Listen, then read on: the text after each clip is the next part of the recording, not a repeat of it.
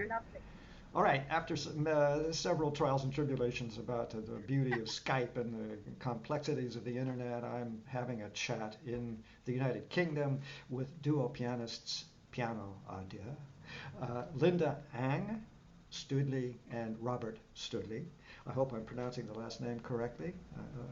Having been a student, I think I have the proper pronunciation. Am I okay? It's good. Okay, good, good, good. Want to make sure. Yep. We're going to be talking about their 2019 Divine Art release, CD release, titled wonderfully, by the way, Porgy, Preludes, and Paris. And not just an accidental title, a very, very beautifully thought out and very well organized title, which we'll speak to a little later. Another big surprise on this CD, how this all makes such incredible sense, intellectual sense. It's really a wonderful CD. George Gershwin, the music of George Gershwin, arranged for four hands by one or the other or both of you. I'll ask the question later. Here's what's on this wonderful CD. And by the way, there are three, correct? Three earlier CDs. Yeah, Yeah. Two. Two. two. Two.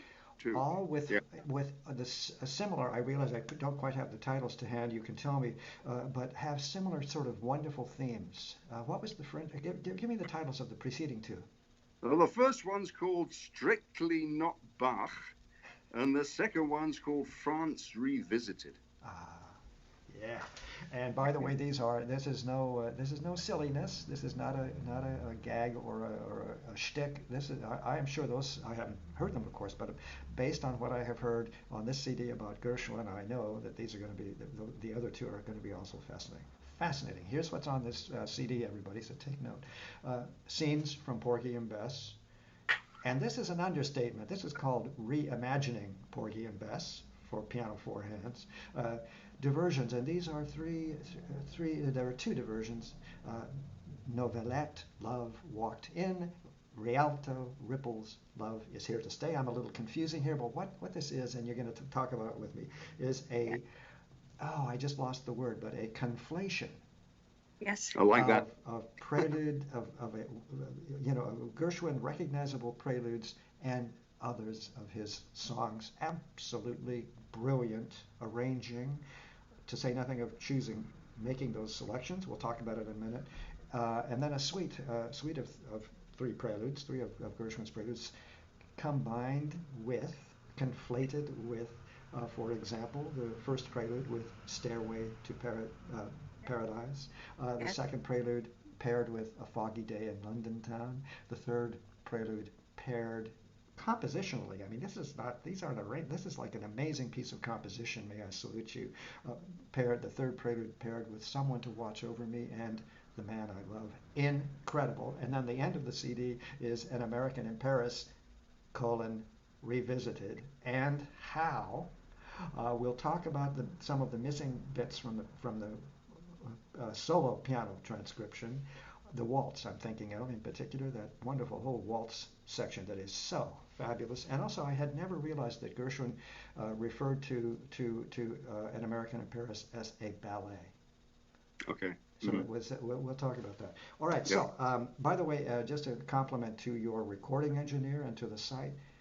Superb engineering. The quality of the sound. St. Peter and Paul Church in Hanborough, Oxfordshire.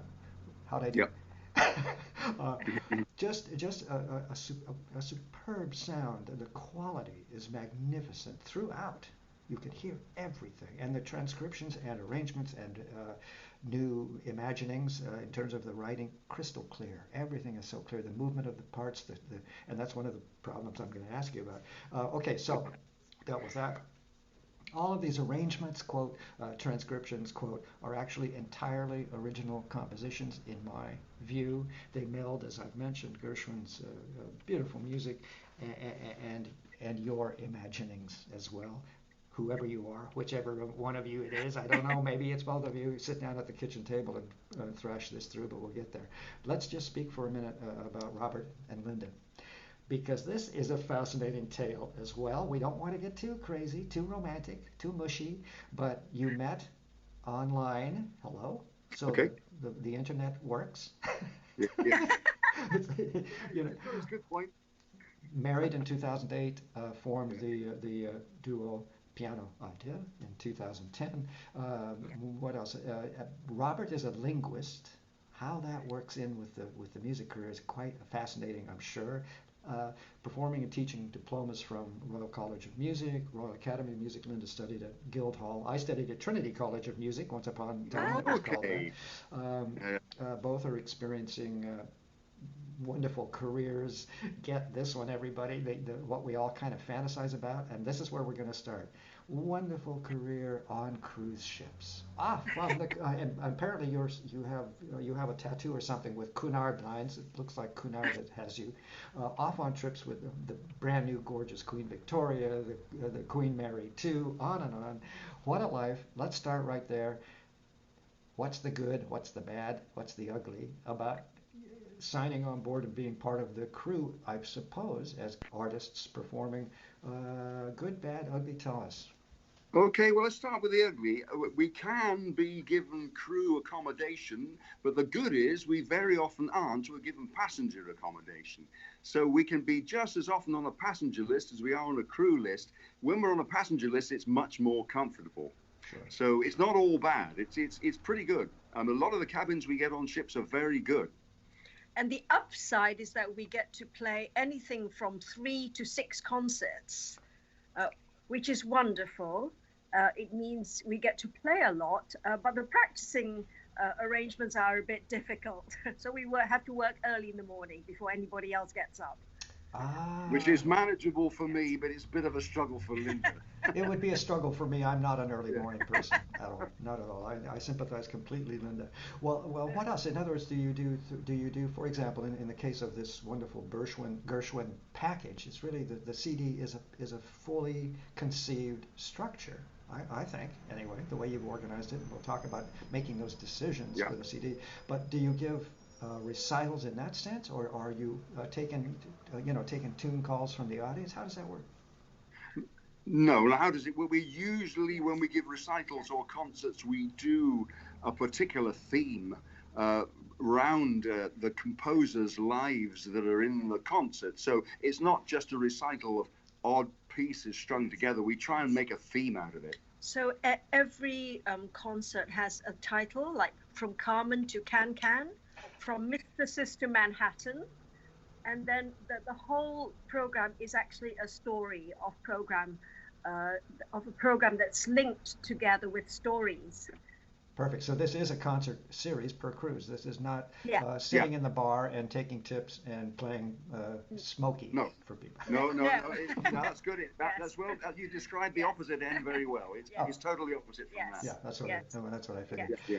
And how are the venues on these gorgeous cruise ships? I've heard, I've never seen. How are the concert or recital rooms? They're pretty good. Some are better than others. When we get to play in a theatre, it's 100% brilliant. Yes. And the pianos are brilliant. You'll always get a good Steinway. Yes. You don't play in a theatre, it's not quite so good, but it's still pretty good. Sometimes we play in a ballroom or something which is engineered more for dancing and sitting around the edge, but it still works reasonably well. You're close to your audience, so you can get a good rapport with them. Yes.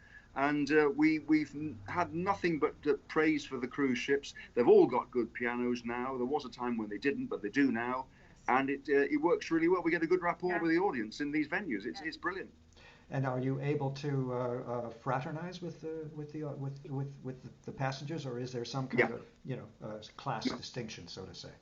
No. Total fraternization. And we love the passengers. Yes. And the great thing about these cruise ships is that you can meet your audience before the concert. Yes. You just go up and have dinner with them and say, "We're the classical pianists. We do the classical concert." Oh, when's that? Oh, well, do come along.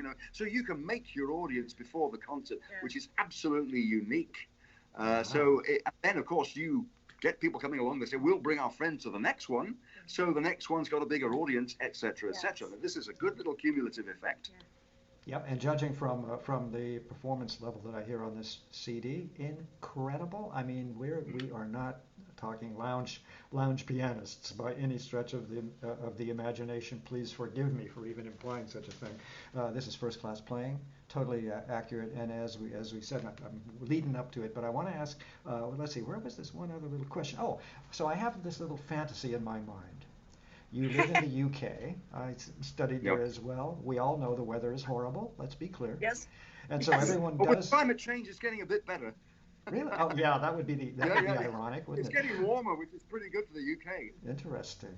Yeah, Yeah. yeah, yeah, Tropical forests in another yeah, 7,000 years. That's yeah, perfect. yeah, yeah, But so I'm imagining because I love ships and I know very well these cruise ships you're on, that you're living in Southampton on a little cottage overlooking the sea, waiting for your next departure, or are you living in London or something? Now there's No. We li- live in Oxford, Ah, and very nice. we sometimes fly out of Heathrow, or we go to Southampton, or we fly out of Gatwick. So it could be anywhere. Yeah. Yes. And Oxford Yes. is not bad. Charming. Oh, it's lovely. and where we live, there's no traffic, so we're thankful to God for that. Why did you have to say that? I live in lovely, gorgeous downtown Santa Barbara, and the traffic, to my amazement, since I've been living in an apartment downtown, is hellacious. Anyway, enough of my sorrows. What's the routine at home? We've got a married couple whose Yeah. career is dual pianists. When does one or the other say, "Please go away for 6 hours. I can't stand it any longer, and take that piano with you"? Well, this is interesting. We don't actually get to that place because the risk is if we get to that place once, piano à deux just stops for good. So we resist going down that road. But it's on the horizon. But we say, look, if we want to keep this going, there's a certain amount of discipline to the work that we just have to undertake. And that's my take on it anyway. Well, piano à deux is part of the glue, really. Oh, I believe that was a revelation of sorts. I see. So longevity of marriages can perhaps depend on whether you have a professional stake in things as well. I see. Never mind. We don't want to go there. Now, I want to ask this other question because I always am interested in the organization of a CD. It's beautifully organized. The entertainment on that CD, as I've mentioned before, this is far from just transcriptions. This is much, much more. So here's what I'm also imagining. First of all, the hard work of making choices, how you pair a prelude with a song. Yeah. And what I'm imagining, the kitchen table, there are 8,000 scores all over the place. Do you two haggle and make compromise, or is this a one-person operation? Who wants to speak? Remember, your marriage is at stake. I can give you the nutshell on this. Basically, Linda starts the process going because she's very creative with quick ideas. So she will have ideas already with her Gershwin albums out on the table, listing all the songs, of which she knows most of them. Am I right there? I think you know a lot of Gershwin songs because you've done a lot of accompanying. I've done a huge amount of accompanying, so I know many, many of the Gershwin songs. And it was a question of going through the book and, finding 20 that might have been suitable. They need to be transcribable for piano. So wonderful, but they may not necessarily work for piano. So that was the first step. And then the next thing was finding the preludes and then finding the songs that might be in suitable keys, which would meld into the preludes, and then finding the moods and the tempi that would work.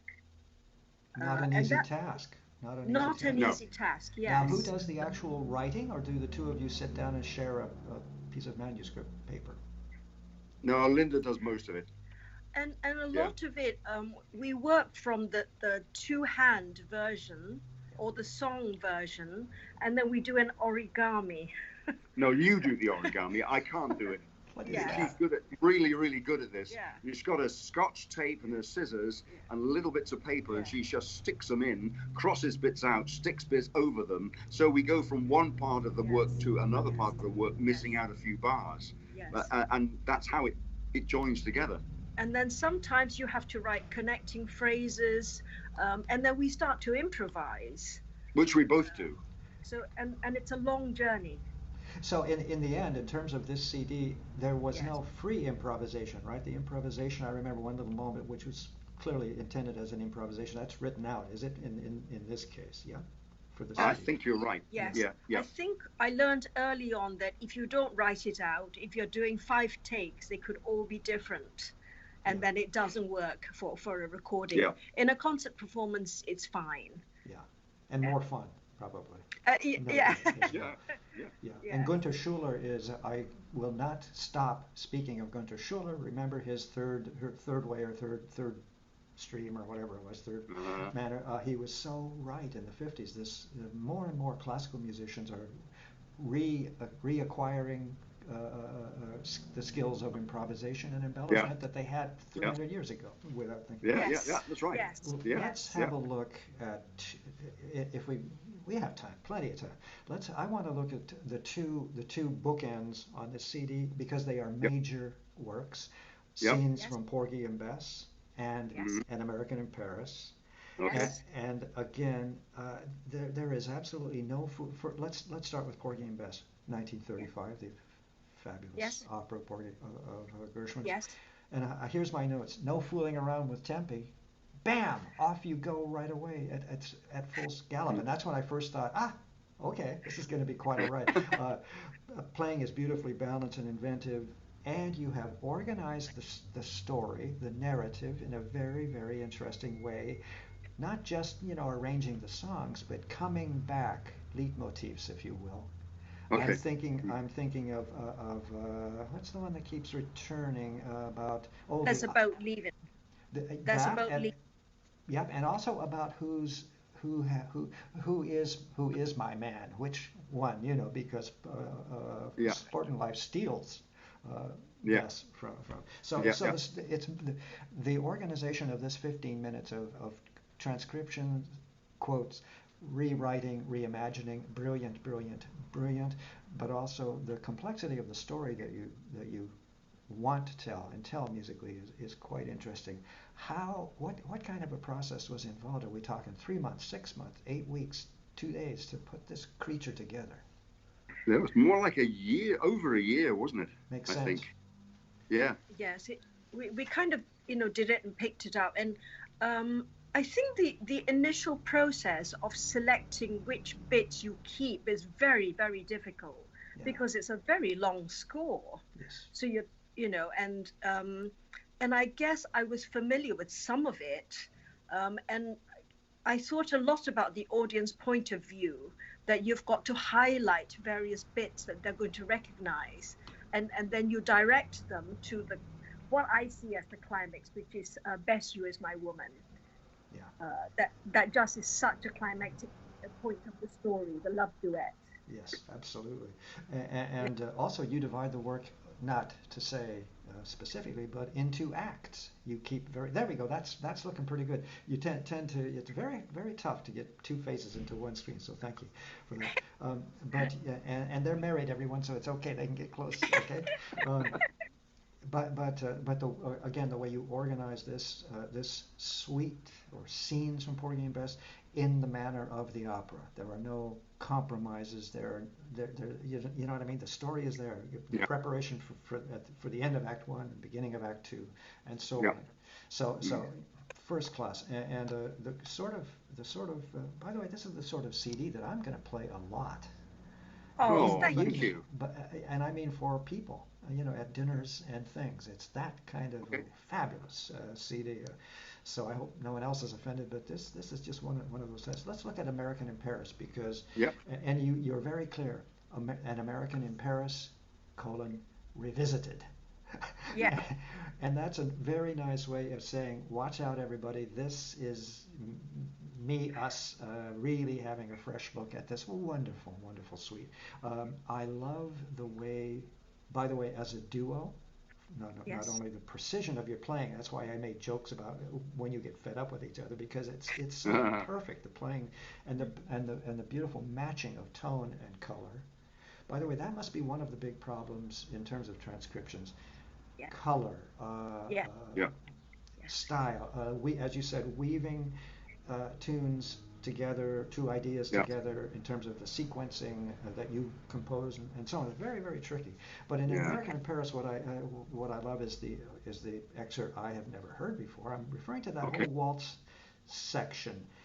Yes. You mentioned that some of the opera, excuse me, some of the ballet, if you will, is left out of the solo piano version. Linda, Yeah. you want to give us a little overview of how American in Paris Revisited came together? Yes, we went through the orchestral score, if you like, in a two-hand version, and decided that a lot of it was very orchestral, that it works for a ballet, but that as a piano piece, um, there's not that much to hang on to in those sections. So what we did was we went to the film, An American in Paris. We've got a DVD of it. Yes, and there's some songs which are included in the film, and one of those songs is called By Strauss, which is a wonderful song talking about, if you want a great piece of music, you need to go to Johann Strauss, not the tin can of Gershwin. And the words are just absolutely magnificent, but it's a Viennese waltz, which brings a totally different musical landscape into this American in Paris. And then, of course, also I Got Rhythm. And that also comes in the film. And we could not resist bringing that into the arrangement. And some purists would actually slap us down for that, but well. No. We had a talk off camera. I was a purist once. It's ridiculous. Right. Okay. Thank you. Purism. Well, let's put the lid on that one then. Yeah, purism is out the door. Who cares about purism? And by the way, that finale, I Got Rhythm, to Yes. wind that piece down.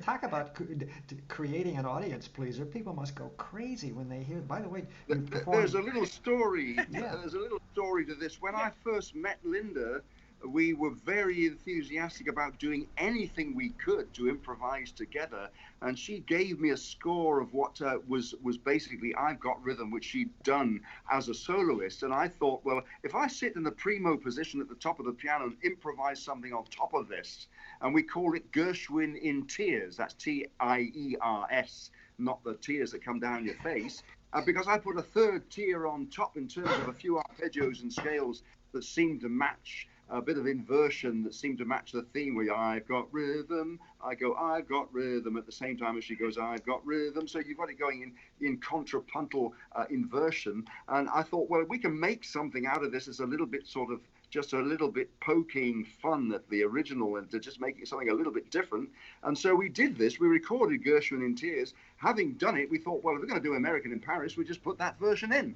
So that version came at the end, and it seems to work quite well. Perfect. Before the final climax. Yeah, works fine. Let's see what else. What do we got? We have some time. I'm really so curious to go through. Let's go through the CD as far as we can, because what I love is now kind of the serious thing. So we've talked about the two major works that are wonderful reimaginings of two big pieces of Gershwin. But now let's start looking at these preludes and how you morph other songs to them. For example, Prelude Novelette, and I'm a little confused. The Novelette in Fourths, 1919. That was a ragtime that Gershwin wrote in 1919. Yes, it's also he's called it a prelude as well. Aha, and then you weave into that structure the song "Love Walked In" from 1938, which I guess was the last piece he composed before his death. We think so. Yeah. There's another 1938 song of his a little further down in the CD. The very end of that last year. That really what a tragedy to lose this man. Absolutely.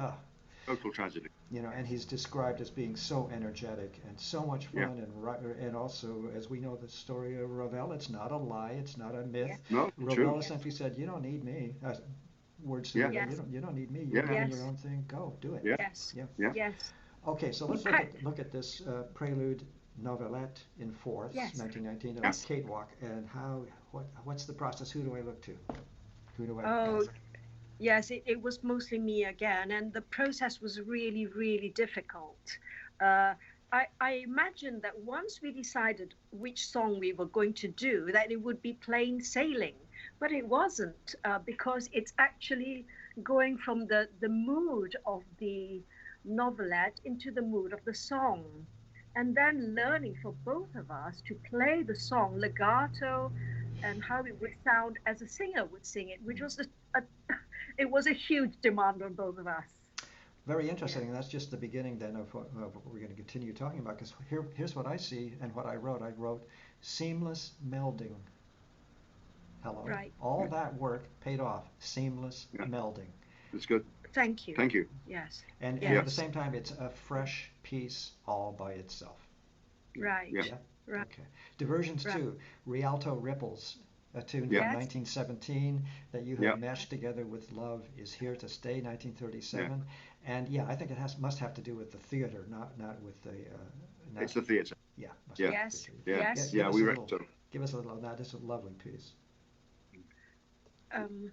Sorry, can you explain that again? Yes, sure. Rialto Ripples. Want to give me a little overview of how that was put together? How did you find Rialto Ripples? You just looked through your catalogue. It was a question of just searching anywhere you could. And some of these preludes are just fragments, but that was another whole one. And again, it was very difficult going from this this world to the world of the song. And again, I found that with each of these pieces, each one had its unique sound world and also the mood world. And it was terribly important to get it right.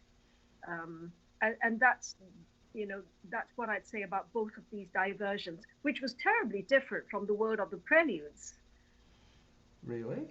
Yes, because the preludes were actually, they're much more piano solo pieces, and they each have very individual characters. The first one is very boisterous, and we listened to Christian Zimmermann playing them, and they were absolutely fantastic. And then it was a question of thinking, now, are these metronome marks Gershwin's, and what do we do about the metronome marks, and how do we meld them into the songs that we're going to use? And I guess at the end, we just created what we did. They kind of grew, it's like writing a novel, and at the end, the characters just take over. That's a wonderful way of putting it. And I'm going to be just kind of briefly overview the three preludes, because the three that you chose are so well known. Everybody recognizes the three preludes. Yes. And then to see how you move them. So for example, the first prelude, again, melded and meshed in with I'll Build a Stairway to Paradise from 1922. Must have taken months to figure that one out, how that would work. Go. How did we discover in the first place that the first line of Stairway in Paradise fits contrapuntally exactly with the opening of the prelude? But it does, doesn't it? Yes, quite miraculous. It's miraculously coincidence. It does fit. Was it sort of like you got started and then went, oh, look at this coincidence, or did you discover that? I think we did. We had a moment when we realized that the two tunes fitted over the top of each other. And that's what we do towards the end of the piece. We fit them over the top of each other. Robert's always trying to do this, with melodies, and he say, "Oh, that would fit with that," and I can do that song in the style of. Yeah. I see. Well, so I've been trying to find out how where Robert comes into the mix here, aside from maybe playing and saying, "No, that won't do. Rewrite." So there is obviously an exchange between the two of you, and it clearly is reflected in the playing as well, because you can't get much better than a married couple playing duets together.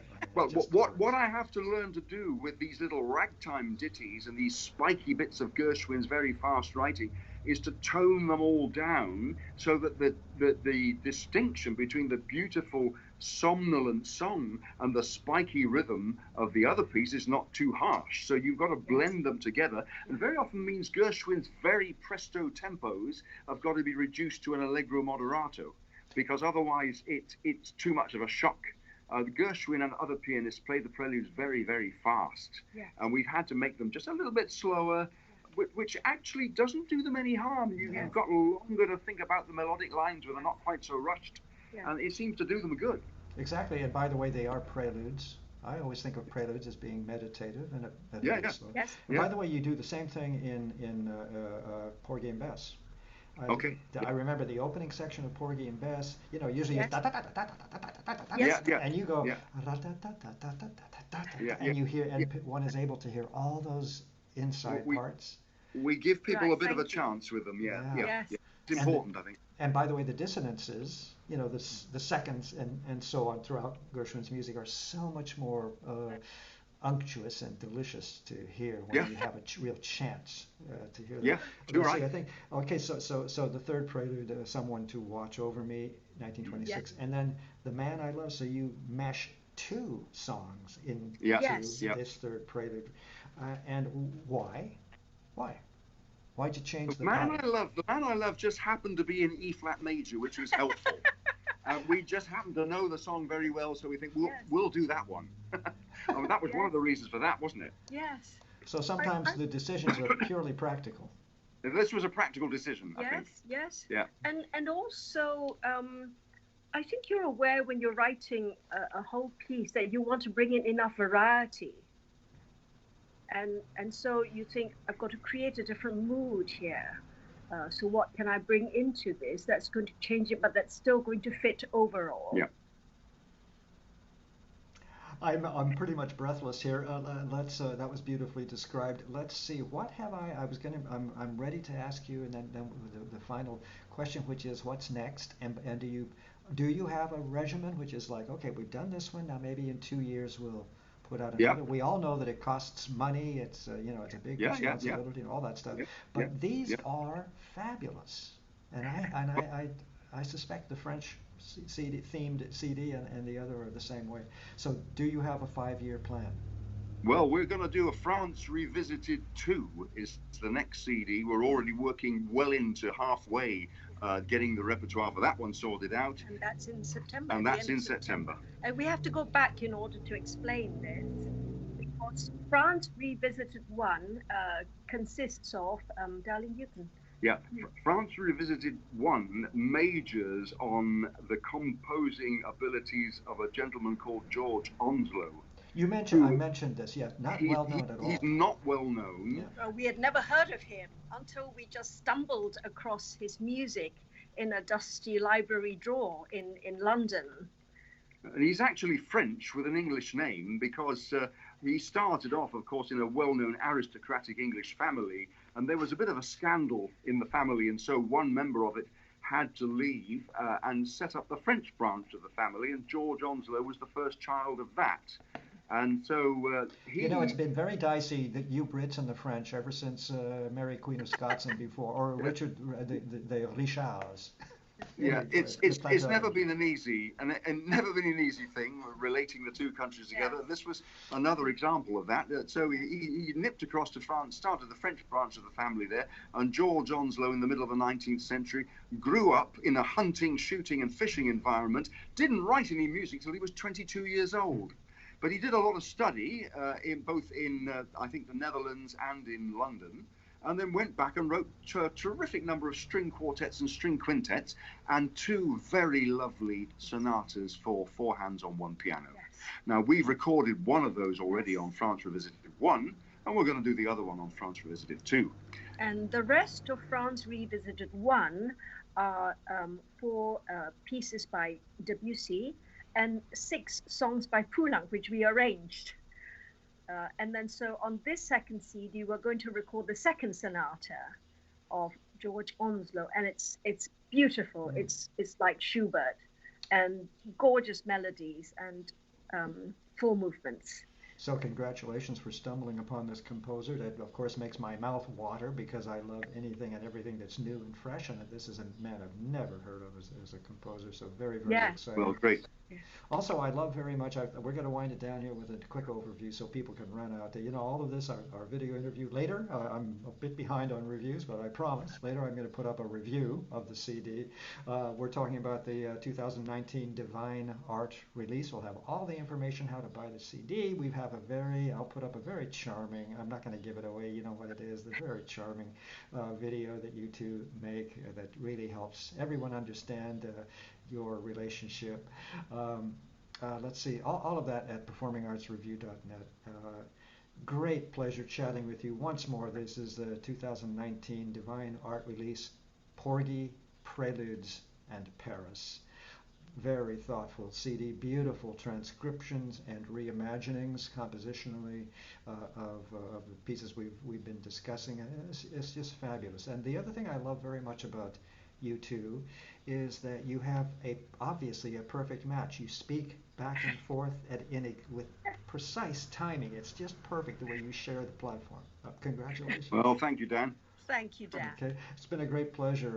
It's getting late in Britain, so we'll call it an evening. Right. Bless Thank you. you. Bless you. Thank you Thank very you. much indeed. Right on. Wonderful Thank talking you. with you.